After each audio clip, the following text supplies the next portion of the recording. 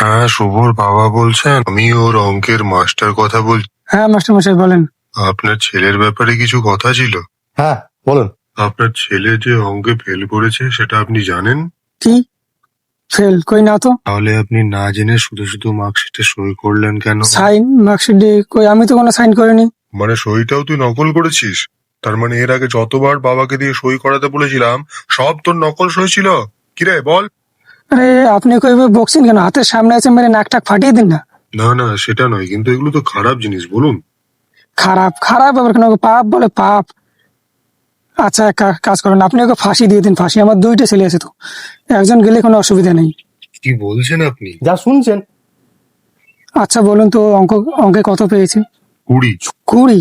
আপনার কাছে ছুরি আছে? ছুরি? না না, ওরকম না। না না, আপনি চিন্তা করবেন না, আমি ওকে শাস্তি দিয়েছি, চড় মেরে। চর? আরে আবার চর? এই চর আর লাদ এগুলো তো আমাদের সময় মাস্টারনিদের আদরের উপরে রাখতো। আপনি কমপক্ষে একটা দাঁত ভেঙে দিন। এই না না, তাহলে তো আমার জেল হয়ে যাবে। ফেললে কেন হবে? আপনার টিউশনে দেওয়ার সময় আমি বন্ডটা সাইন করেছিলাম না, যে জীবিত অথবা মৃত বাড়ি ফিরলে আমাদের কোনো অসুবিধা নেই। আচ্ছা মাস্টার, আপনি মারেন না, আমরা আপনার পাশে আছি তো, আপনি মারেন। মাস্টার মশাই এগিয়ে যান। না শুনুন না, আমি শুধু বলছিলাম আপনি ওকে একটু দেখবেন, বুঝলেন?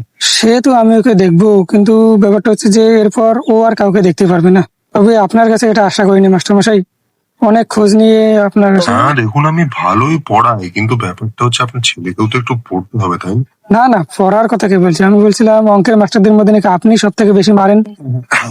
ঠিক আছে, আপনি যখন বলছেন তখন আমি আবার চর? আচ্ছা অত শত বাদ দেন, আপনারও নয় আমারও নয়, আপনি অ্যাটলিস্ট ওর একটা পা ভেঙে দিন। না না, এর কমে কিন্তু আমি আর নিতে পারবো না।